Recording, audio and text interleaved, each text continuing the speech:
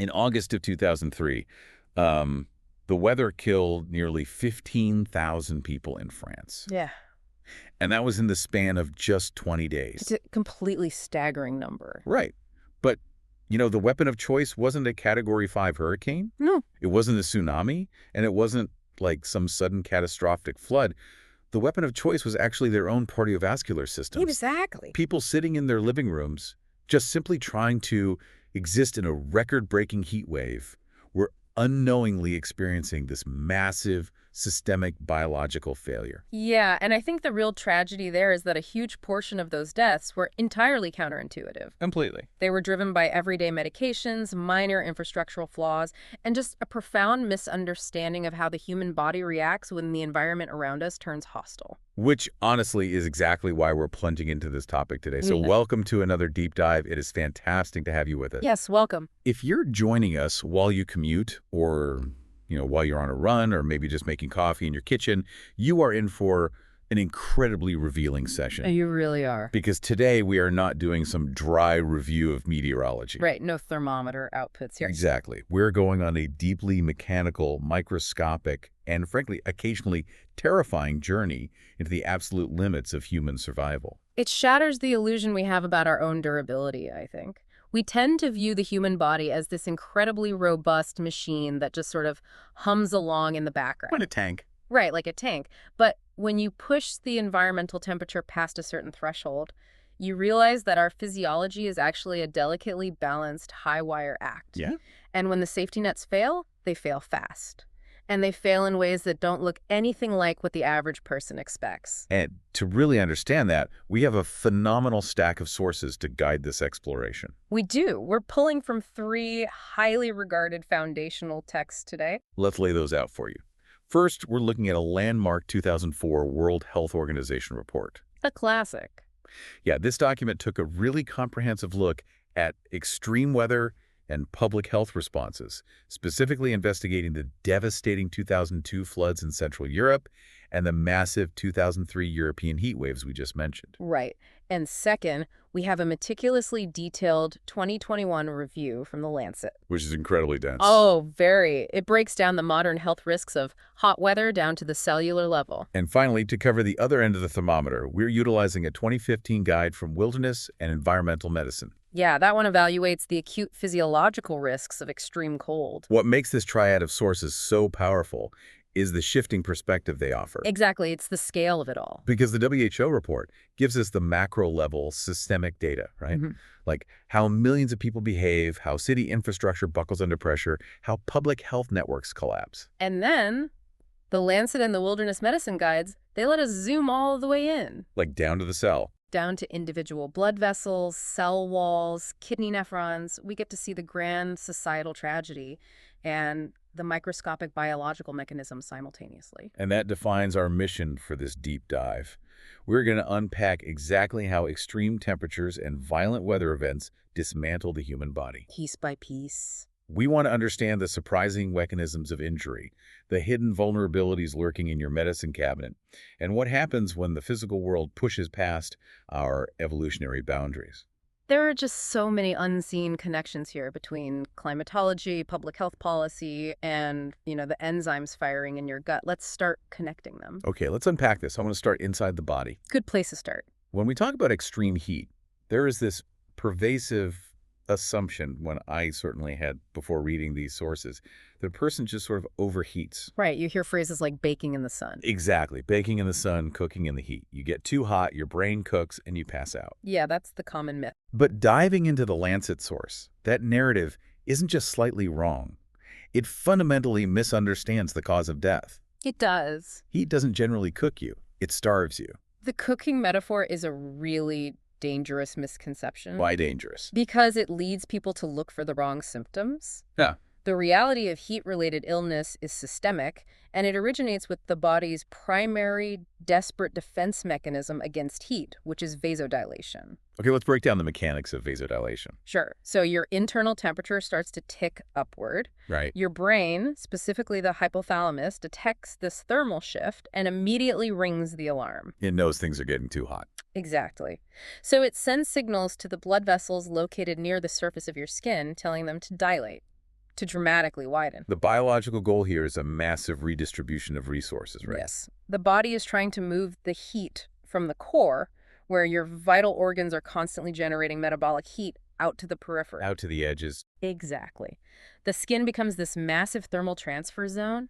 Warm blood rushes to the surface, and if the ambient air is cooler than your skin, that heat radiates away into the environment. It's essentially the same thermodynamic principle as a car engine cooling system. That's a great way to look at it. You have the engine block, which is the body's core, generating all this heat.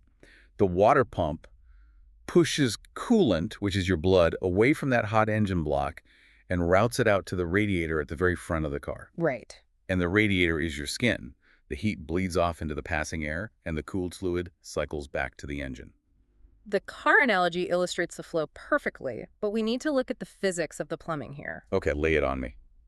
When your brain orders all those superficial blood vessels at the surface of the skin to open up simultaneously, you are massively increasing the total volume of your vascular system. You're expanding the pipes. You have suddenly created an enormous amount of empty space in the pipes. And when the pipes expand, but the amount of fluid inside them stays exactly the same, the pressure inherently drops. Exactly. The whole cardiovascular system loses tension. That sounds bad. It is. Specifically, the heart's filling pressure plummets. Venous return, the amount of blood flowing back into the heart chambers, is severely reduced because so much of it is pooling out in the dilated vessels of the skin. Right, it's all out at the radiator. Yes. But your brain still needs oxygen. Your liver and kidneys still need blood. So, to prevent a catastrophic drop in systemic blood pressure, the heart has to compensate. By working harder. By pumping significantly harder and much, much faster. So you could be sitting perfectly still in a lawn chair on a 100-degree day just reading a book, and your heart is quietly running a marathon inside your chest just to maintain baseline blood pressure. The cardiovascular strain is immense. And this brings us to the actual mechanism that kills most people during a heat wave. The starvation part. Right. This frantic pumping creates a fatal mismatch between cardiac oxygen demand and cardiac oxygen delivery. So the heart muscle itself is working overtime, so it demands a higher supply of oxygen to fuel those rapid contractions. Correct. But because the overall systemic pressure is compromised by the vasodilation, it can't deliver enough oxygenated blood through the coronary arteries to feed its own tissue. The heart literally starves itself trying to save the body. Wow. If that mismatch between supply and demand is sustained, the heart tissue begins to experience ischemia, which is a severe restriction in blood supply. And that leads to a heart attack. It progresses to an infarction, which is tissue death, and ultimately cardiovascular collapse. Wow. The patient doesn't die because their core temperature reached some magical boiling point. Right. They die because their heart simply gave out under the mechanical workload of trying to act as a coolant pump. That reframes the entire concept of a heat wave. It really does. Because if cardiovascular collapse is the primary driver of mortality, then we have to look at the baseline health of the population. We are talking about nearly 500 million people globally living with some form of diagnosed cardiovascular disease. When you lay a severe, sustained heat wave over a densely populated urban area, it ceases to be a meteorological event. What does it become? It transforms into a slow-motion cardiac mass casualty event. That is a terrifying phrase. But it's true. People whose hearts are already compromised by plaque buildup, prior heart attacks, or chronic hypertension, they simply do not have the cardiac reserve to handle the massive, sudden mechanical workload required to flush coolant to their skin. The system snaps. And that is just the consequence of the first line of defense. But as the Lancet points out, the body has a secondary cooling system that introduces an entirely new cascade of failures. Right, we start to sweat. We sweat. And sweating is a brilliantly effective cooling mechanism, but it comes at a steep physiological cost. Because you're losing fluid. Sweat only cools you if it physically evaporates off the skin, taking latent heat with it. But to produce that sweat, the eccrine glands have to pull fluid from somewhere. Where do they pull it from? They pull it directly out of your blood plasma. Wait, you are literally bleeding water through your pores. That is the clinical reality of it. You are continuously draining fluid volume out of your vascular system. Wow. If those fluids are not being constantly replenished by drinking water and absorbed quickly enough by the gut, your overall blood volume visibly drops. We casually call this dehydration. But medically? Medically, it is hypovolemia, low blood volume. Let's stack those compounding failures for a second. Okay. The heart is already starving and struggling to maintain pressure because the blood vessels are dilated out to the skin. Right. Now, on top of the widened pipes, there's physically less fluid flowing through them because you are sweating it out onto your shirt. Exactly. And the viscosity of the blood actually changes. It gets thicker. It becomes thicker, harder to pump. The cardiovascular strain we discussed earlier goes from severe to critical. Which is bad enough for the heart. But the damage from fluid loss doesn't stop with the heart. It redirects the destruction toward the body's filtration system. The kidneys. The kidneys. The kidneys are fascinating here because they are essentially collateral damage in the body's war against the heat. They really are. Yeah. They are highly metabolically active organs that require a massive, steady flow of blood to filter out toxins. Right. But when blood volume drops and the blood gets thicker, the kidneys are suddenly starved of the very fluid they're supposed to be filtering. And the Lancet review highlights a profoundly tragic manifestation of this specific mechanism. Yes. It's a condition known as Mesoamerican nephropathy. That's a devastating condition. I was really struck by this detail in the source. We see this primarily in agricultural workers, specifically sugarcane cutters in Central America. Right. These are individuals performing grueling manual labor outdoors in blistering heat, day after day for months on end. They are experiencing what we call chronic daily dehydration. Right. They are sweating out massive amounts of plasma volume to survive the heat of the fields, and they often lack access to sufficient clean water to replace it in real time. So they're just constantly running on empty. Exactly. This isn't just being thirsty. This is repeated daily ischemic injury to the kidneys. The tissue inside the kidneys is constantly deprived of oxygen and blood flow. And over time, the body tries to repair that repeated daily damage. Right. But the repair process itself becomes the problem. Yes. The ischemic stress causes the functional tissue of the kidneys to die off and be replaced by non-functional scar tissue. So it just hardens. This is kidney fibrosis. Day after day, season after season, the kidneys literally scar over from the constant dehydration and lack of blood flow, leading to end-stage chronic kidney disease. That's awful. It's an epidemic driven entirely by the collision of human physiology, extreme heat, and occupational hazards. So we have the heart starving and the kidney scarring. Those are the secondary failures. But let's push this to the absolute extreme. Okay. Let's say the environment is so hot and the humidity is so high that neither vasodilation nor sweating can stop the core temperature from rising. The worst case scenario. Right. The internal thermometer hits 39 or 40 degrees Celsius. That's roughly 102 to 104 degrees Fahrenheit. What happens when the heat itself finally breaches the core? At that threshold, you enter a state of profound hyperthermia, and the fundamental structures of your cells begin to break down. We're talking cellular level now. Yes. We see direct heat-derived cell death. The proteins inside your cells begin to denature. They actually lose their functional shape. Like cooking an egg white. Very similar. But the most catastrophic cascading failure happens in the gastrointestinal tract. The gut wall. Yes. Remember how the body shunted all that blood away from the internal organs to send it to the skin? Right, to cool the radiator. Well, the tissues lining your intestines have been deprived of oxygen for hours. The tight junctions, the cellular glue that keeps the intestinal wall sealed, begin to disintegrate from the heat and the ischemic stress. The barrier fails. And the human gut is packed with trillions of bacteria. Trillions. When that barrier breaks down, those bacteria, and specifically the toxic byproducts of their cell walls known as lipopolysaccharides, leak directly out of the intestines and into the sterile bloodstream. Which is incredibly dangerous. This condition is endotoxemia. Your immune system detects this massive systemic breach of bacteria in the blood and triggers an overwhelming scorched earth inflammatory response. It just deploys everything it has, a cytokine storm. Exactly. White blood cells flood the system, releasing massive amounts of inflammatory markers called interleukins. This systemic inflammation causes capillaries all over the body to become leaky. Leaky capillaries. Fluid begins to seep into the air sacs of the lungs, leading to acute respiratory distress syndrome, or ARDS. The patient begins to drown in their own inflammatory fluids. They do. At this stage, you are dealing with multi-organ failure. The brain swells, the liver shuts down, the kidneys fail, the lungs fill with fluid. The entire biological framework is collapsing simultaneously. I have to challenge this, though, from an evolutionary perspective. Yeah. If you look at human history, we evolved in the scorching heat of the sub-Saharan savanna. True. We are a species built for persistence hunting in the midday sun. We have millions of sweat glands, and we shed our heavy fur specifically to manage heat. So why does hitting an internal temperature of 104 degrees suddenly cause our intestines to dissolve? Shouldn't we be the ultimate heat management machines?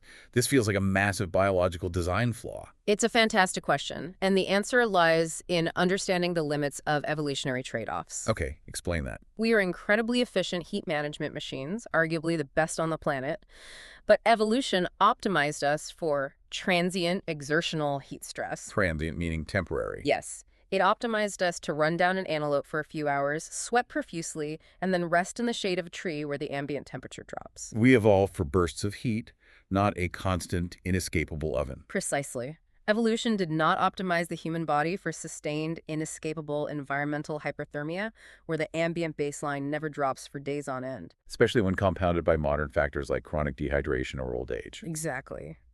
The breakdown of the gut wall is the body making a desperate, zero-sum evolutionary calculation. It's choosing what lives and dies. To survive the immediate threat of heat, it must prioritize blood flow to the skin and the brain.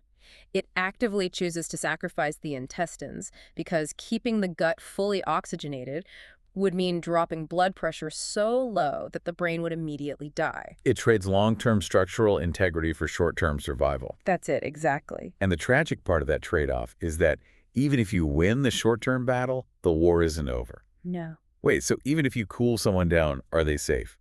Let's say someone reaches that critical stage of heat stroke. They collapse, paramedics arrive within minutes, they pack the patient in ice, hook them up to IV fluids, and successfully wrestle their core temperature back down to a normal 98.6 degrees.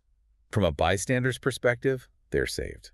Is the danger over? The clinical data from The Lancet is chilling on this exact point. The danger is absolutely not over. Why not? They're cool now. Because even after you normalize the core temperature, the systemic shockwave from that ischemic stress and the endotoxemia doesn't just disappear. The microscopic damage is done. The scar tissue is there. The scar tissue is there. Oh. Cognitive impairments, cardiovascular weakness, and subtle organ dysfunction can persist for years. Years. The source highlights that survivors of severe heat stroke are 2 to 3 times more likely to die from cardiovascular or renal complications for decades after the initial injury compared to the general population. Decades after. Yes. The heat event fundamentally weakens the physiological foundation. It alters the trajectory of their health for the rest of their lives. That microscopic battle, the starving heart, the leaking gut, the long-term scarring, isn't just a theoretical model taking place in a sterile lab. No, it's very real. It is the exact biological reality that played out on a massive, horrifying scale in Europe. The 2004 WHO report forces us to look at what happens when millions of people undergo this physiological stress simultaneously. If we connect this to the bigger picture, the 2003 European heat wave is the definitive modern case study of human vulnerability to temperature. It's the moment public health officials realized the scale of the threat. Exactly. Let's look at the timeline. August 2003. According to the WHO data, the meteorological conditions were a total anomaly. In Paris, August 2003 shattered a 130-year temperature record. 130 years. The data goes all the way back to 1873, and 7 of the 8 hottest days ever recorded in the history of the city occurred in that single month. It was caused by a massive stationary ridge of high pressure. It essentially parked itself over Western Europe, blocking any cooler Atlantic air from moving in. It just sat there. And what made it so lethal was the feedback loop. The extreme heat dried out the soil, meaning there was no moisture left in the ground to evaporate and absorb some of the solar energy. So all the sun's energy went directly into heating the air and the concrete. The human toll was almost incomprehensible for a modern industrialized nation not at war. In France alone, there were 14,802 excess deaths in a span of just 20 days. That term, excess deaths, is the crucial metric in public health. Can you explain that for those who might not know? Of course. It means that public health officials look at the historical baseline, how many people normally die in France in August, and then they look at August 2003. Almost 15,000 more people died than statistically expected. That represents an overall 60% increase in national mortality. The mortuaries were completely overwhelmed. But the WHO report emphasizes that this massive spike in mortality was not evenly distributed across the population. No, it was. The heat did not kill randomly. There was a very sharp, highly specific demographic skew. We saw a 70% mortality increase in people over the age of 75. Right. And women over 75 were at the absolute highest statistical risk. Why the elderly and why specifically older women? It's a compounding layering of vulnerabilities. First, we have to look at the physiological baseline. As the human body ages, its morphological responses degrade. Just general wear and tear. Yes. We experience a natural atrophy of the eccrine sweat glands. Older skin simply cannot produce sweat at the same volume or rate as younger skin. The radiator becomes inefficient. Exactly. Furthermore, the neurological perception of thirst dulls with age. Oh, interesting. Older adults are often chronically underhydrated because their brains don't send the signal to drink water until they are already in a state of severe hypovolemia. So the cooling mechanism is broken and the coolant levels are persistently low. Right.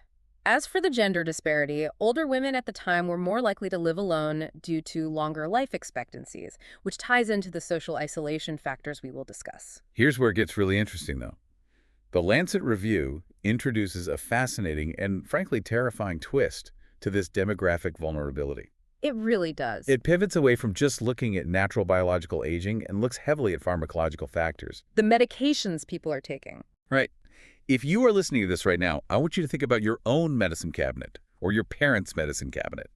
Millions of people take a handful of pills every morning just to maintain baseline health. Very common. But the Lancet lists everyday medications that actively, chemically sabotage the body's ability to cool itself. We are talking about basic diuretics, common antidepressants, and anticholinergics.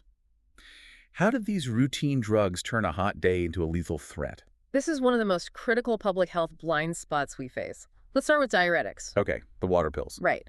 They are arguably the most common first-line treatment for high blood pressure. They work by intentionally forcing the kidneys to excrete more water and sodium into your urine. The goal is to lower the fluid volume in your blood vessels to reduce the pressure against the vessel walls. Exactly. Which is great for preventing a stroke on a normal Tuesday. Perfectly fine on a normal Tuesday. Yeah. But in a heat wave, you desperately need that fluid volume to produce sweat and to maintain cardiac filling pressure when your blood vessels dilate. So a diuretic is actively chemically accelerating the dehydration process. Yes. The drug is forcing the kidneys to dump the very coolant the body needs to survive. The patient is bleeding fluid from both their pores and their kidneys simultaneously. The medication is working in direct opposition to the body's emergency thermal protocols. It's actively fighting the body's survival instincts. What about the anticholinergics and antidepressants? How do those factor in?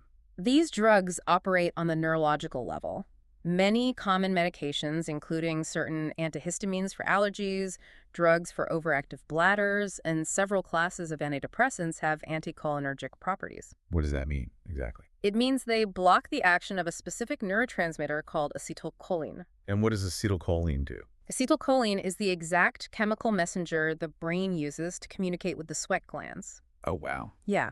When the hypothalamus senses heat, it sends acetylcholine down the nervous system to bind to receptors on the sweat glands, telling them to activate. But if they're blocked? If a patient is taking a medication that blocks those receptors, the brain knows it is overheating, it is screaming at the body to sweat, but the chemical message never arrives. The sweat glands just stay dormant. The alarm is ringing, but the wires to the sprinkler system have been cut. That's a terrifying analogy. And it gets worse. Certain selective serotonin reuptake inhibitors, or SSRIs, used for depression can alter the thermoregulatory center in the hypothalamus itself. They essentially reset the body's internal thermostat. They do. The body might be reaching 101 degrees, but the altered hypothalamus thinks everything is fine, so it delays the signal to dilate blood vessels and start sweating until the core temperature reaches critical, life-threatening levels. That is deeply unsettling. You could be a relatively fit 65-year-old, eating right, staying active, but because you take a standard blood pressure pill and an allergy medication, your biological defenses have been chemically deactivated without you even realizing it. The pharmacological risk extends well beyond prescription drugs, too. The Lancet explicitly highlights the dangers of recreational drugs, particularly cocaine. How does cocaine interact with heat? Cocaine is a potent vasoconstrictor. It forcefully tightens and narrows blood vessels by hyperstimulating the sympathetic nervous system.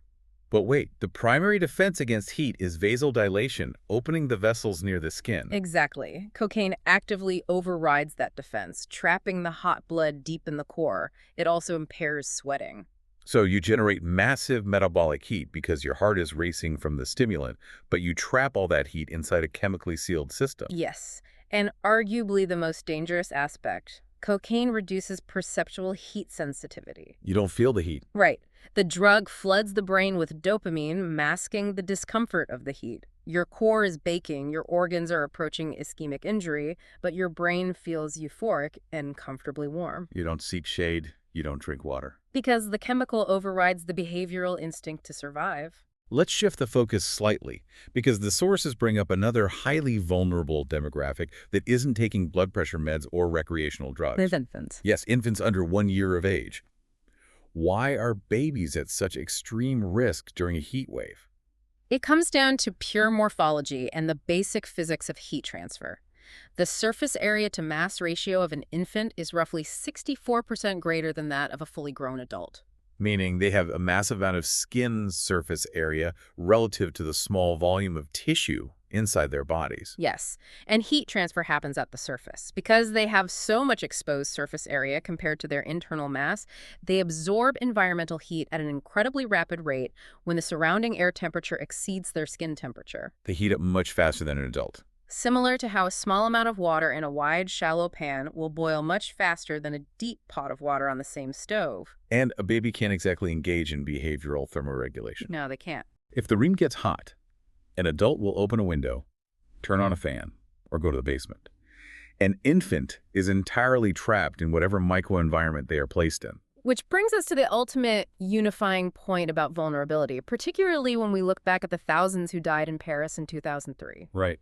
The physiological breakdowns, the morphological disadvantages, the medications, these biological factors are only half the equation. What's the other half? The other half is entirely social and infrastructural. The WHO report makes it very clear that the 2003 disaster was as much a sociological failure as a meteorological one. When epidemiologists audited the deaths, the correlations with social factors were staggering. Who was dying. The highest mortality rates were found in people living alone, individuals who were bedridden, people with pre-existing mental health conditions that impaired their judgment, and those who simply lacked access to transportation to reach a cooling center. If you look at the architecture of Paris, many of the elderly who died were living in top-floor apartments right under the classic Parisian zinc roofs.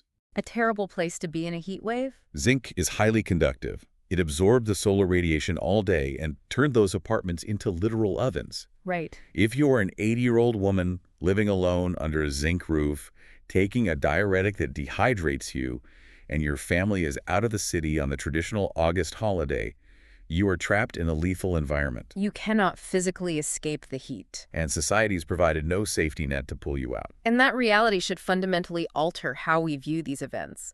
We have a bad habit of pathologizing the victim's biology. We say they died because their heart failed or their kidneys gave out. But in reality, heat deaths are very often a profound failure of community, a failure of urban design, and a failure of public health infrastructure to identify and protect isolated individuals. We've established why the elderly, the very young, and the sick are so vulnerable.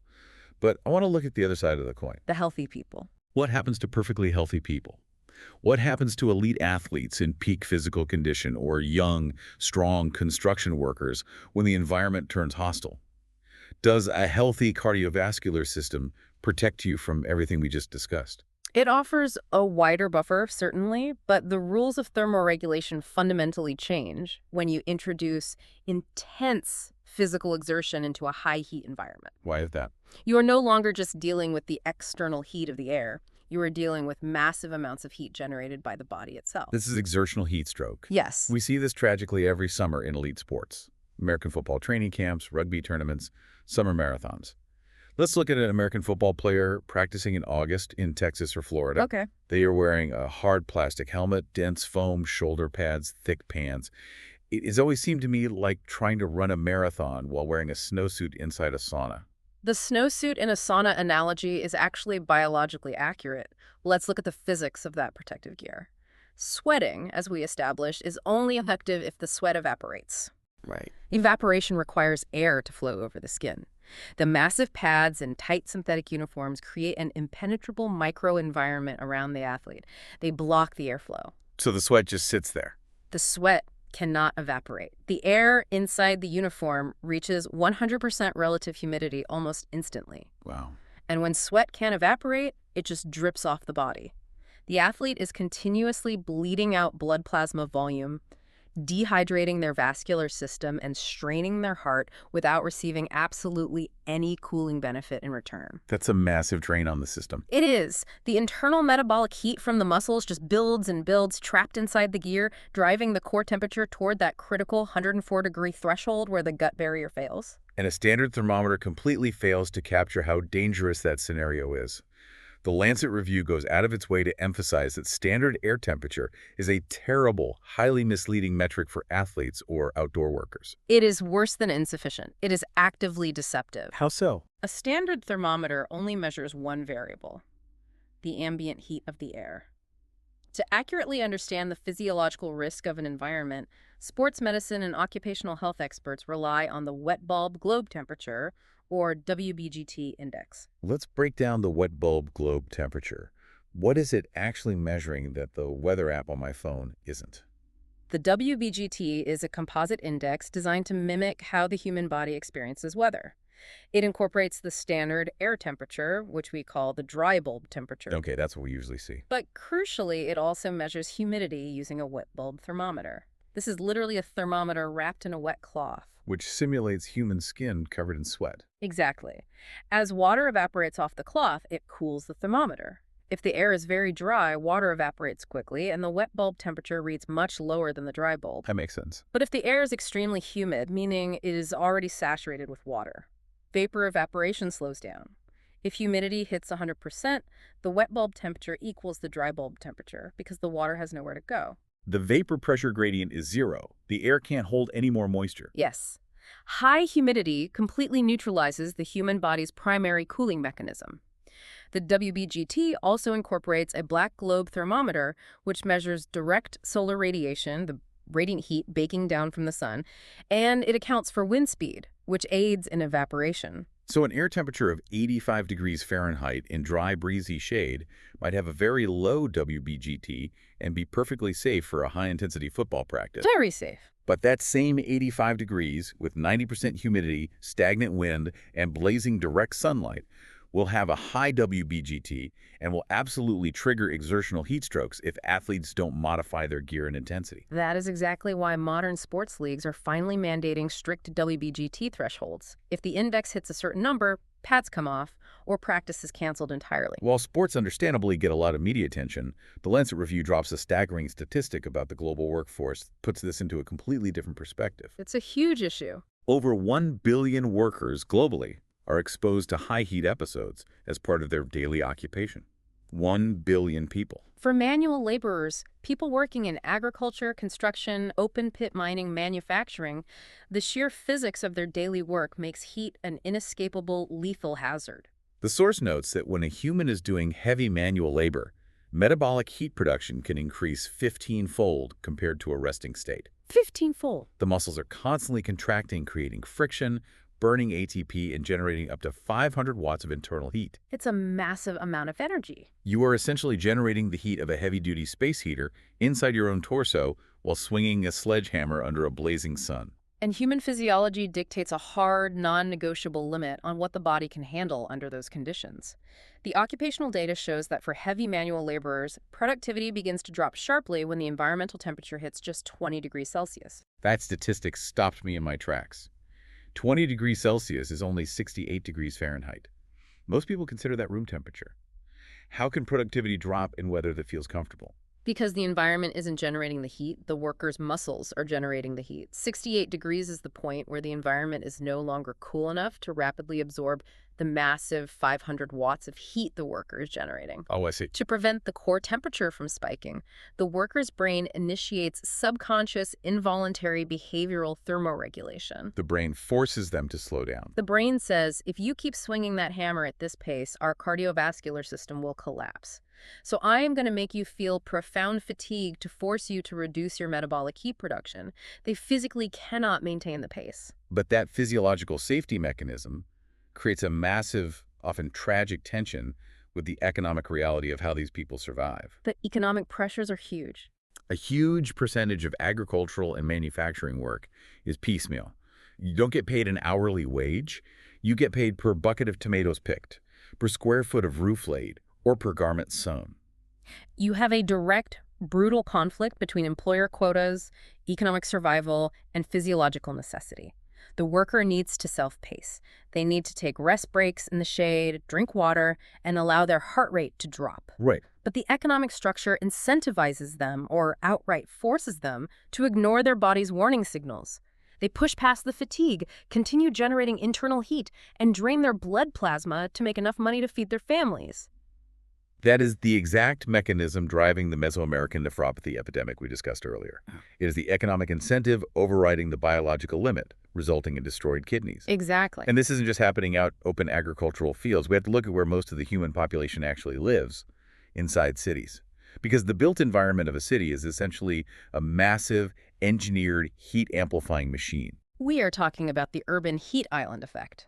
Cities are dense, geometric concentrations of concrete, asphalt, steel, and dark rooftops. Right. These materials possess high thermal mass and low albedo, meaning they absorb solar radiation incredibly efficiently instead of reflecting it. They act like giant thermal batteries. They soak up the heat all day long while the sun is out, and then they slowly radiate that heat back out into the streets all night long. The lack of nighttime cooling is the most insidious part of the urban heat island effect.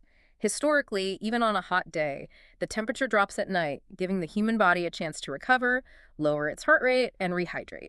But in the city. In a dense city, the concrete keeps the nighttime air artificially hot. The body is subjected to relentless 24-hour thermal stress. But the urban heat island effect isn't just passive absorption.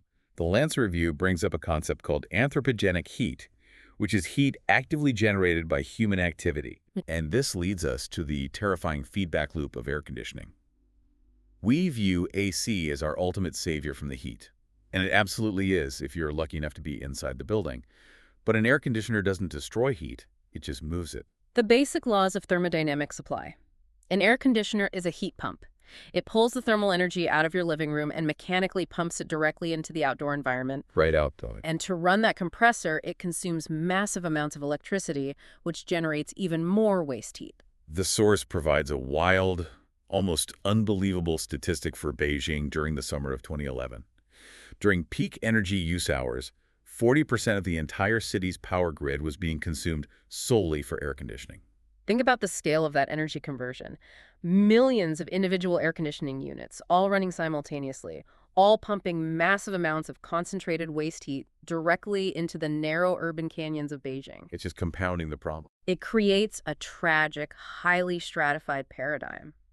The people who have the wealth to afford air conditioning are saving themselves by actively, literally, making the outdoor environment hotter and more lethal for the vulnerable people, the outdoor workers, the homeless, the poor who cannot afford it. It is an environmental arms race. Yeah. We are treating the symptom locally inside our apartments by making the systemic problem worse outside our windows. It is the ultimate maladaptation. As global temperatures rise, the demand for air conditioning surges. Man. That pumps more anthropogenic heat into the streets, which drives the outdoor temperature even higher, requiring even more AC, while also requiring massive increases in power generation. It's a vicious cycle. Since much of that power comes from burning fossil fuels, the AC loop directly accelerates the overarching climate change that caused the heat wave in the first place. We've spent a significant amount of time unpacking the heat. We've watched the body desperately sacrifice its core efficiency, taxing the heart, destroying the kidneys, bleeding out plasma just to send blood to the skin to cool down. It's a desperate measure. But the 2015 Wilderness Medicine source takes us to the exact opposite extreme of human survival.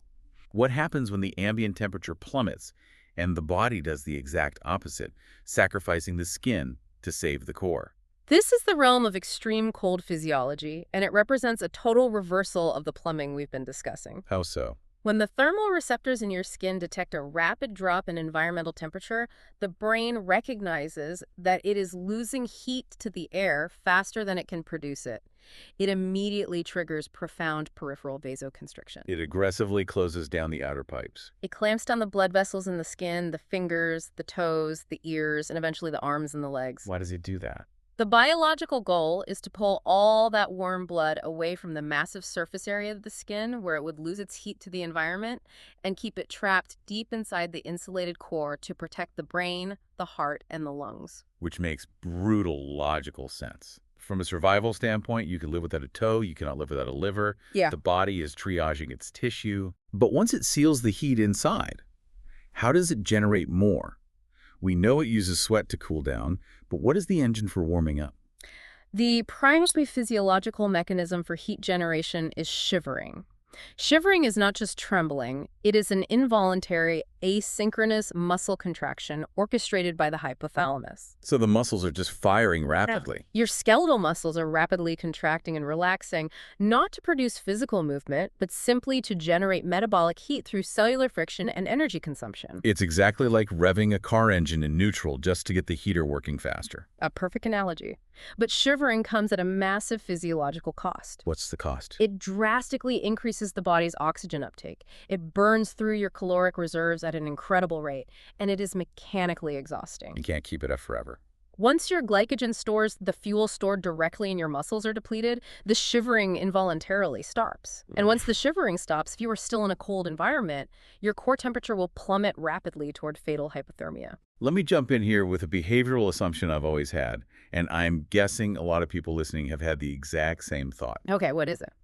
When you are going out into the snow and you are worried about your toes or your fingers getting painfully cold, the intuitive solution is to just add more layers, throw on 3 pairs of heavy wool socks, cram your feet into your winter boots, and you're good to go. The Wilderness Medicine Guide goes out of its way to point out that this is a disastrous mistake. Wait, really? Yes, and it highlights a fundamental, dangerous misunderstanding of how cold injuries actually occur.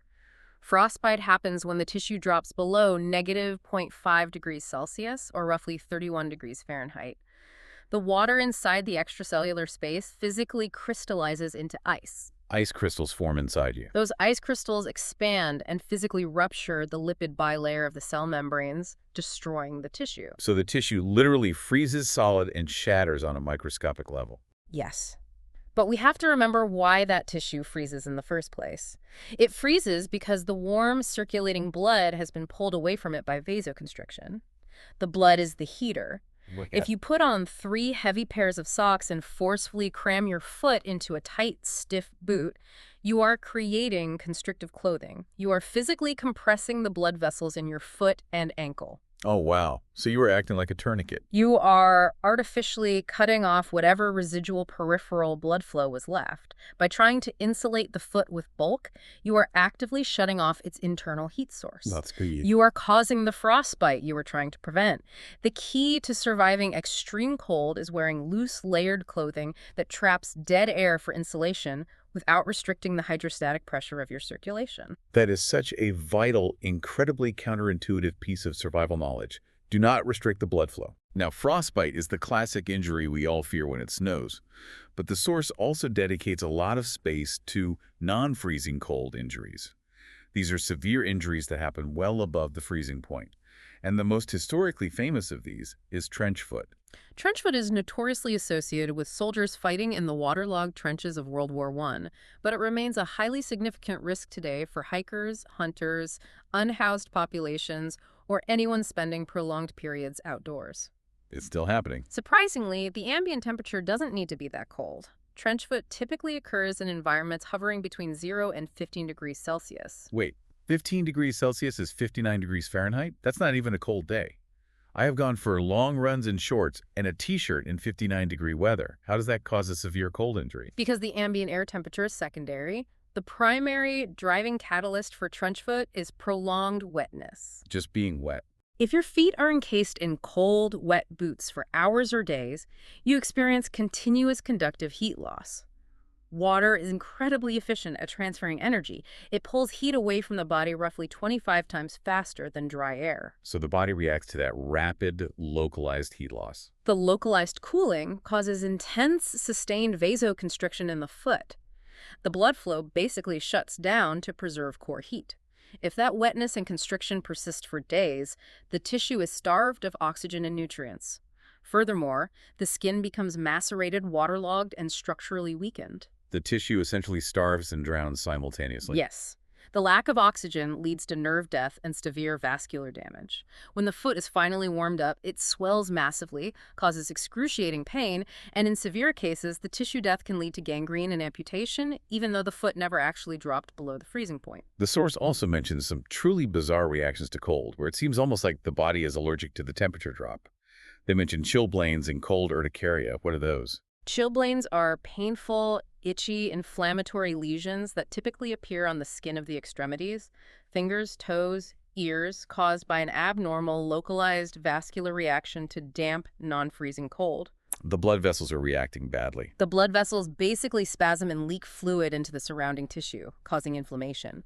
But cold urticaria is genuinely a hypersensitivity and allergic reaction. Breaking out in hives because the air is cold. Literally. Upon exposure to cold air or cold water, the mast cells in the person's immune system mistakenly degranulate and release massive amounts of histamines, causing severe hives and swelling on the exposed skin. That sounds miserable. And in rare extreme scenarios, if the cold exposure is sudden and total, like jumping into an unheated swimming pool or a cold lake, the massive release of histamines can trigger full-blown systemic anaphylaxis, leading to a catastrophic drop in blood pressure, shock, and drowning. The body treats a drop in temperature as an invading pathogen. That is wild. Yeah. But let's go back to the gear aspect, because there's another paradox the Wilderness Guide brings up that completely flips conventional wisdom. We talked about how waterproof gear is marketed as the ultimate protection in rain and snow. But the source warns it can actually be a lethal trap. It is known as the vapor barrier problem. If you are hiking, cross-country skiing, or working in the cold, you are exerting physical effort, which means you are producing metabolic heat and you are sweating. Right.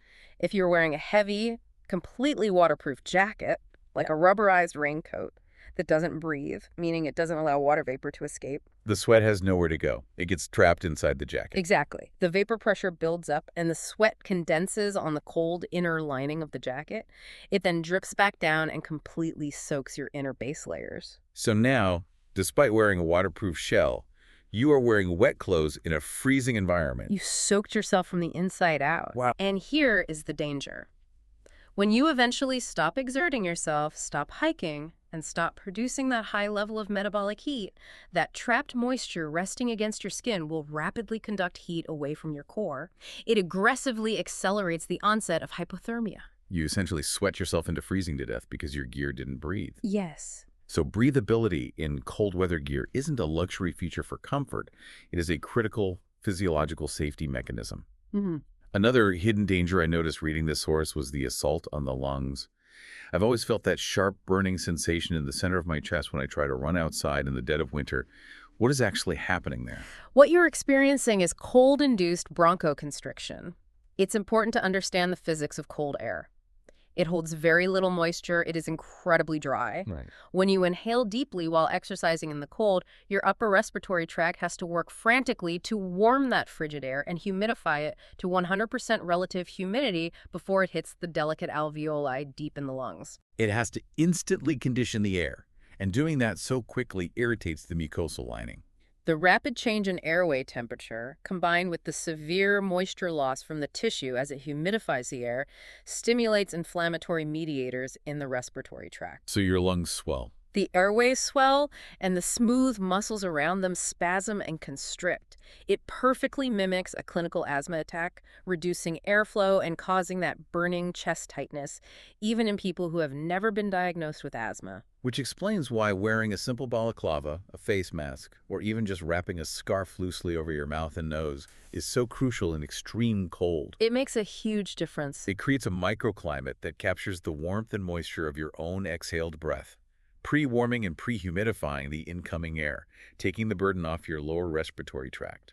It's a remarkably simple structural fix for a physiological crisis. It really is. Now, if we look back at the macro data from the 2004 WHO report, there is a statistical reality that completely upends how we usually think about weather extremes. We spend the entire first half of this deep dive talking about the horrors of the 2003 heat wave, the thousands of dead, the overwhelmed morgues. Right. But the WHO clearly states that in most European countries, winter mortality is actually statistically higher than summer mortality. It is a deeply sobering reality check.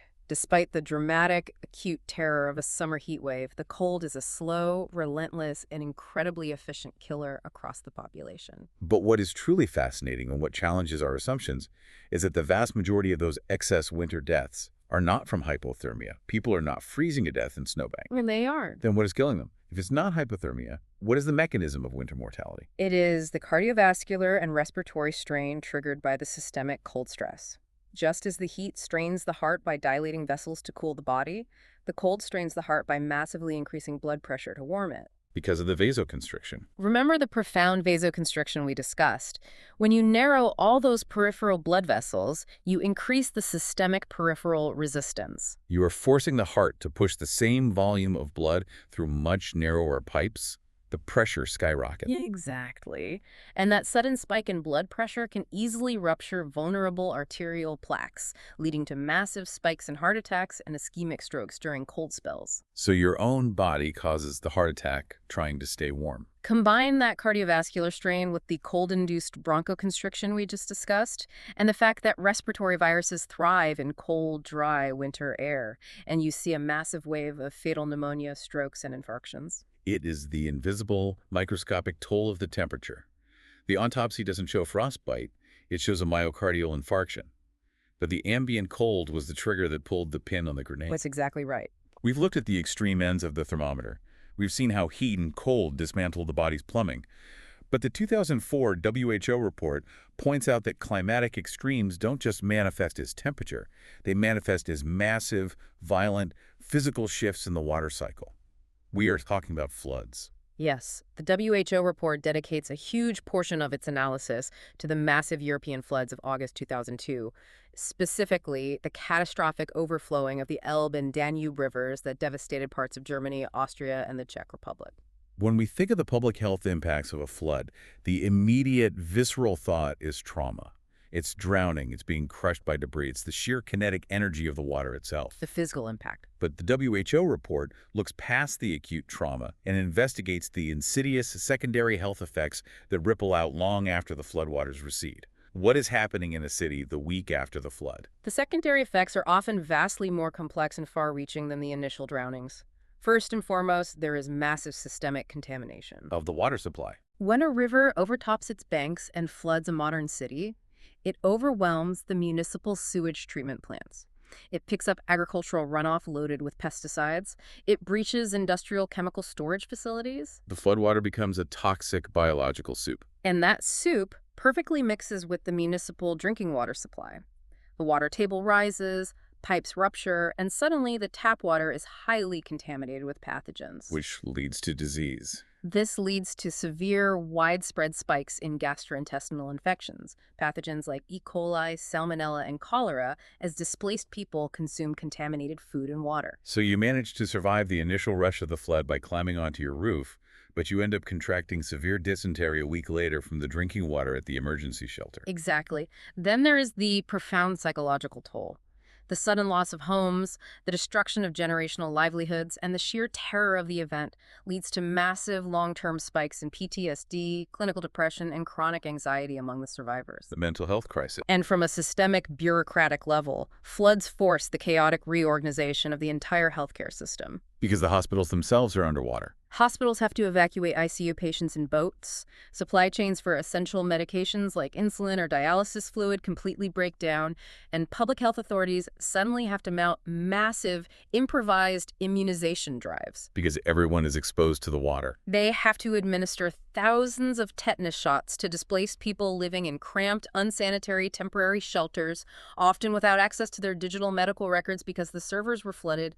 It is a logistical nightmare. But the report also highlights a tragic paradox in how people actually die during the acute phase of these events. It is a profound issue of human maladaptation.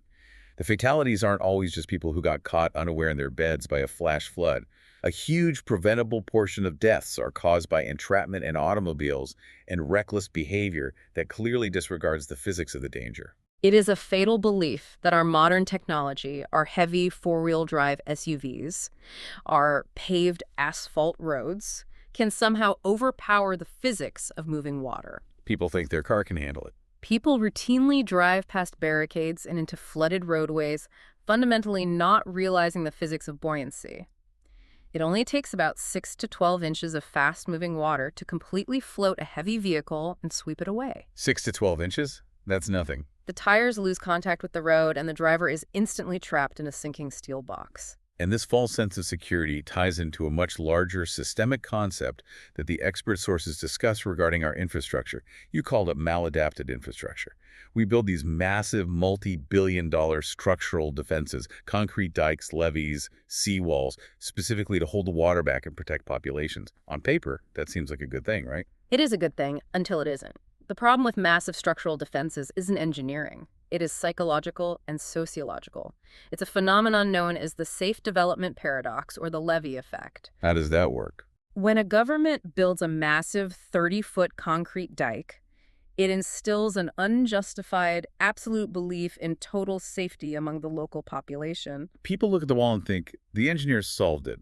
We are 100% protected. Yes. Because they feel entirely safe, society encourages incredibly dense population growth and heavy economic development right behind that wall. They build hospitals, elementary schools, chemical plants, and sprawling subdivisions in an area that is, historically and geographically, a natural floodplain. They maximize their exposure to the hazard because the wall hides the danger. And then eventually a storm comes that exceeds the wall's design capacity. The wall breaks. And when a massive dike fails, the release of water is not a slow, creeping puddle. It is explosive. It is a catastrophic, high-velocity wall of water. The resulting kinetic damage and loss of life is often exponentially worse than if there had never been a dike in the first place. Because if there were no dike, people would have understood the risk. They wouldn't have built a densely populated city at the bottom of a floodplain. Exactly. The infrastructure designed specifically to protect society actually encouraged society to build in a way that guaranteed a mass casualty event when the infrastructure inevitably failed. It is the ultimate illusion of control. And the macroclimate mechanics, as detailed by the WHO data, show that we are rapidly losing whatever tenuous control we thought we had. Let's zoom out to the sheer planetary physics of why these floods in 2002 and the heat waves in 2003 are becoming more frequent and more violent. The WHO report breaks down the basic physics of the greenhouse effect, which is the engine driving all of this. And it is vital to establish that the greenhouse effect itself is entirely natural and fundamentally necessary for life. Shortwave solar radiation from the sun passes through our atmosphere, hits the surface of the Earth, warms it, and is then radiated back out towards space as long-wave infrared radiation. Without greenhouse gases like water vapor and carbon dioxide, absorbing that outgoing long-wave radiation and trapping the heat, the Earth's average global temperature would be roughly negative 20 degrees Celsius. We would be a frozen, uninhabitable ball of ice floating in space.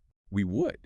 The natural greenhouse effect bumps our average global temperature up to a very comfortable, life-sustaining positive 10 degrees Celsius. But then, with the Industrial Revolution, we started aggressively messing with the planet's thermostat. The data in the WHO report points out that carbon dioxide concentrations in the atmosphere are at levels unseen in the last 400,000 years. It's an unprecedented change. The physics are undeniable.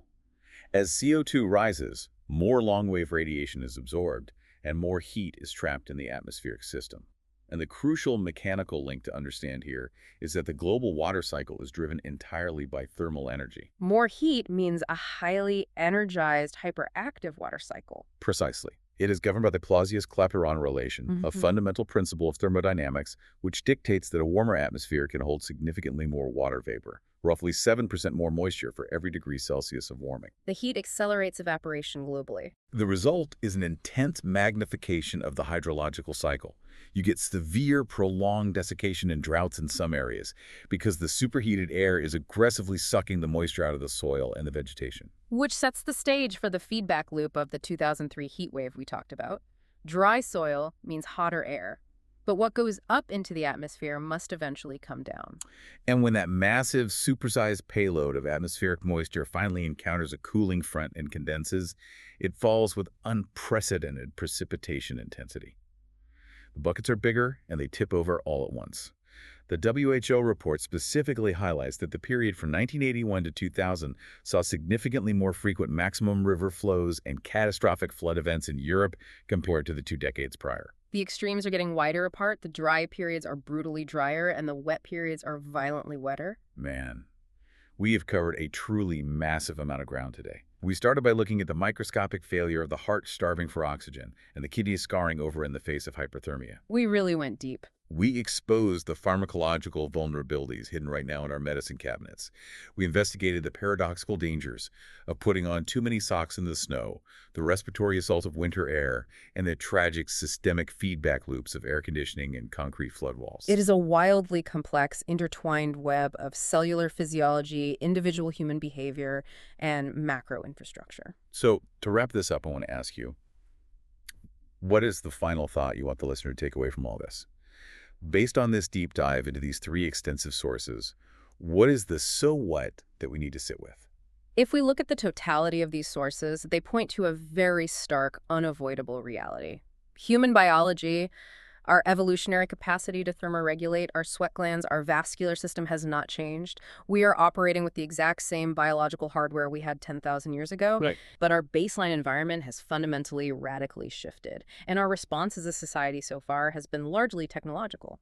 We build bigger air conditioners to fight the heat, and we pour higher concrete dikes to fight the floods. But if our air conditioners are simultaneously creating worse heat outside, and our dikes are encouraging riskier urban development in dangerous floodplains, we have to ask ourselves, are we actually adapting to this new environment? Or are we just relying on technology to trap ourselves in an environmental arms race that our biology is guaranteed eventually to lose? Are we just building the trap we're going to get caught in? You know, when the environment attacks the body, there are no clean lines. A heat death doesn't look like a sunburn, it looks like a heart attack. A cold death looks like a stroke. A flood death looks like an outbreak of dysentery or a failure of urban planning. Right. The symptoms are murky because the threat isn't a localized injury. The threat is the entire atmosphere we breathe and the concrete we stand on. We can't clearly see the danger because we are standing right inside it. The environment isn't just around us. It dictates the limits of what is happening inside us. Thank you so much for guiding us through this deep dive into the sources. It has been incredibly eye-opening and deeply sobering. To you listening, thank you for joining us on this journey. Stay curious, check the side effects on your morning medications, don't wear constrictive socks in the snow, and stay safe out there. We'll see you next time.